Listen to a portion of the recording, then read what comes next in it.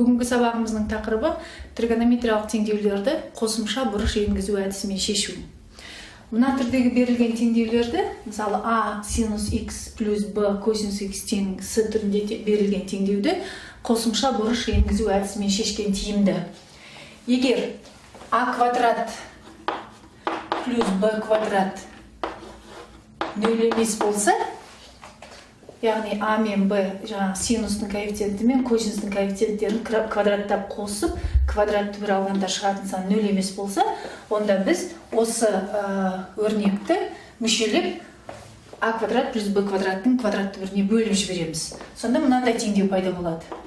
А бөлінген а квадрат плюс б квадрат синус x қосу b бөлінген а квадрат плюс b квадрат косинус x тең с бөлінген түбір астында а квадрат қосылған b квадрат деген жазуды жазуға болады. Енді егерде мен тікбұрышты үшбұрышты былай қарастырсам, тікбұрышты үшбұрышты қандай да бір сүйір бұрышы фи болатын болса, енді бұл жердегі а б дегендеріміз осы тікбұрышты үшбұрыштың катеттері а b. Ал гипотенузасы түбір астында а квадрат плюс b квадрат екенін білеміз. Яғни бағанағы өзіміз нөл болмаса, онда бөлуге болады деген өрнегіміз тікбұрышты үшбұрыштың гипотенузасын өрнектейтін сан болады екен.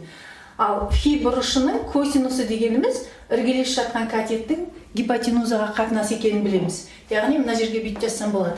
Косинус фи дегеніміз а бөлінген а квадрат плюс b квадрат. Ендеше мына өзіміз жаңағы бөліп жібергенде пайда болған а бөлінген түбір астында а квадрат плюс b квадрат өрнегінің орнына фи бұрышының косинусын жазсақ болады. Ал енді фи бұрышына қарсы жатқан катеттің гипотенузаға қатынасы синус фиді беретінін білеміз. Синус сол бұрыштың синусы, яғни b бөлінген а квадрат плюс b квадрат. Өзіміз жаңағы бөліп жібергенде пайда болған өрнектің орнына синус фиді жазсақ болады екен. Сонда мынандай теңдеу шығады.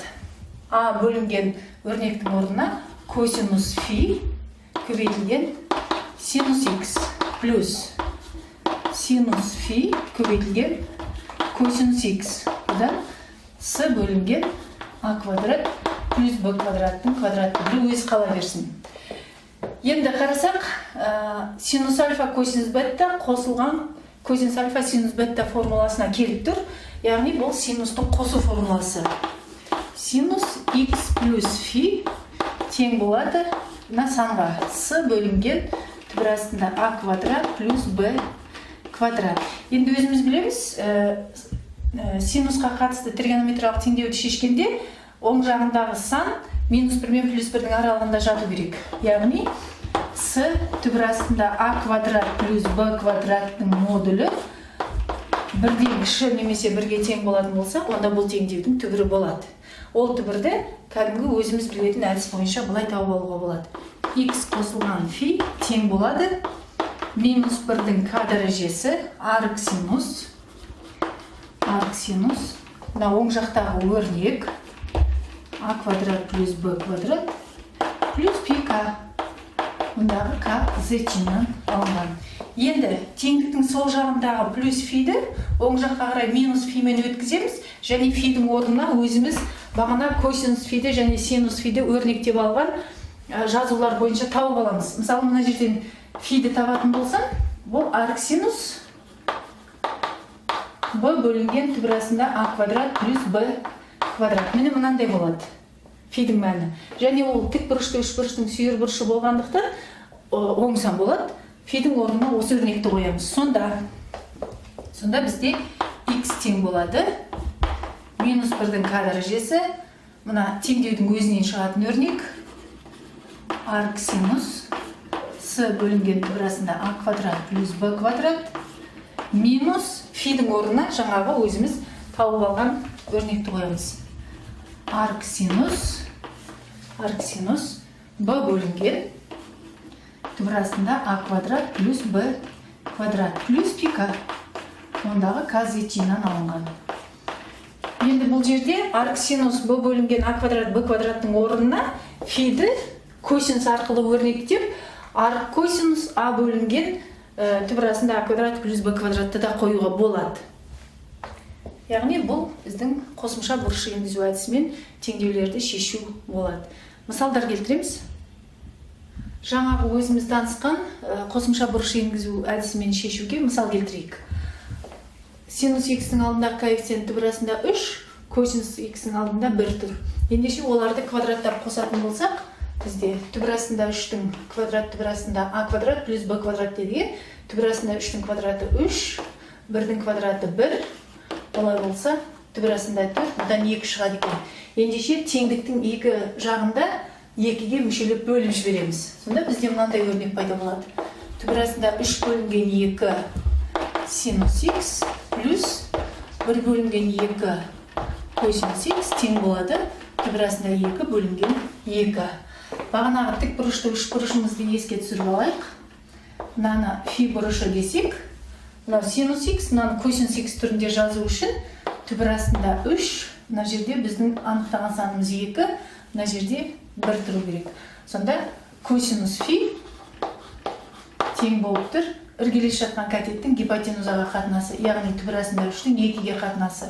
Сонда берілген жазудағы 2-ден түбірасында 3 өрнегінің орнына косинус фиді жазамыз. Косинус фи бөлінген синус x плюс фи бұрышына қарсы жатқан катеттің гипотенузаға қатынасы синусты береді.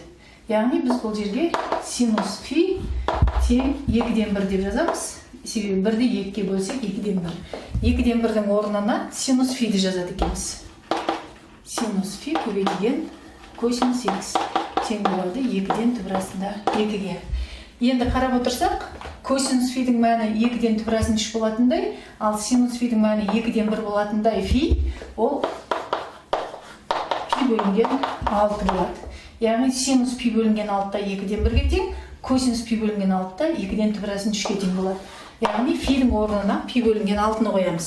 Мына жердегі фидің орнына пи бөлінген 6-ны қоямыз. Сонда косинус пи бөлінген 6 көбейтілген синус x, синус пи бөлінген 6 көбейтілген косинус x тең болады 2-ден түбірасында 2 деп жазамыз. Енді синустың қосу формуласы бойынша жазатын болсақ, синус x қосылған пи бөлінген 6 болады. Тең 2-ден түбірасында 2. Арғарай x плюс пи бөлінген 6. Синустың теңдеуін шешкенде минус 1-дің к дәрежесі дейміз. Арк синус 2-ден түбірасында 2-ның мәні пи бөлінген 4 плюс пи к дейік. К зетчиннен. Енді теңдіктің сол жағынан плюс пи бөлінген 6-ны оң жаққа қарай өткіземіз. X тең минус 1-дің к дәрежесі пи бөлінген 4 минус пи бөлінген 6 плюс пи к. Мұндағы к зетчиннен алынған. Яғни қосымша бұрыш енгізу әдісімен теңдеудің түбірін тауып алдық. Енді мына берілген теңдеуді қосымша бұрыш енгізу әдісімен шешейік. Бірінші 3 көбейтілген косинус x, содан кейін бар 4 көбейтілген синус x тұр. Біз бағанағы формулаға келтіру үшін қосылғыштардың орнына ауыстырып жазалайық. 4 синус x плюс 3 косинус x тең 5. Енді бұл жерде а-ның мәні 4, b-ның мәні 3 болып тұр. Олай болса 4-тің квадраты 16, 3-тің квадраты 9. 16-ға 9-ды қоссақ 25, 25-тің квадраты 5. Олай болса берілген теңдеудің екі жағында 5-ге мүшелеп бөліп жібереміз. 4 бөлінген 5 синус x қосылған 3 бөлінген 5 косинус x тең болады 5-ті 5-ге бөлсек 1. Енді бағанағы тік бұрышты үш бұрышымыз бойынша фиді анықтап алайық. Фи мынау бізде 1. Косинусқа келтіру үшін іргелес жатқан катеттің гипотенузаға қатынасы. Яғни мынаны біз не деп жазамыз? 4 теңізде 4 болады, мынау бізде 5 болады екен. 5-ке бөлген едік қой. 1 емес 5 болады. Мынау бізде 3 болады. Яғни іргелес жатқан катеттің гипотенузаға қатынасы косинус фи болады. Іргелес жатқан катетіміз 4 бөлінген 5. Яғни 4 бөлінген 5-ің орнына косинус фиді қоямыз. Ал синус фи қарсы жатқан катет 3 бөлінген 5 болады. Гипотенузаға қатынасы. Сонда 3 бөлінген 5-ің орнына синус фиді қоямыз. Жазамыз сонда косинус фи көбейтілген синус x плюс синус фи көбейтілген косинус x тең болады 1. Енді синустың қосу формуласын көріп тұрмыз. X плюс фи тең болады 1-ге. Синустың 1-ге тең болғандағы мәнін шешу үшін біз мынаны қолданатынбыз. Пи бөлінген 2 плюс 2 пи n формуласын. Бұл дербес жағдай.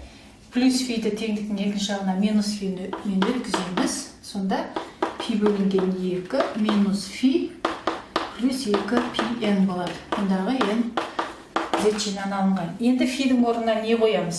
Фидің орнына синус арқылы өрнектесек те, косинус арқылы өрнектесек те болады. Сонда фи тең арк синус 5-тен 3 деп қоямыз. Сонда фидің орнына сол өрнекті қойсам, x тең болады пи бөлінген 2 минус арк синус 5-тен 3 болды плюс 2 пи n. Бұндағы n зетчиннен.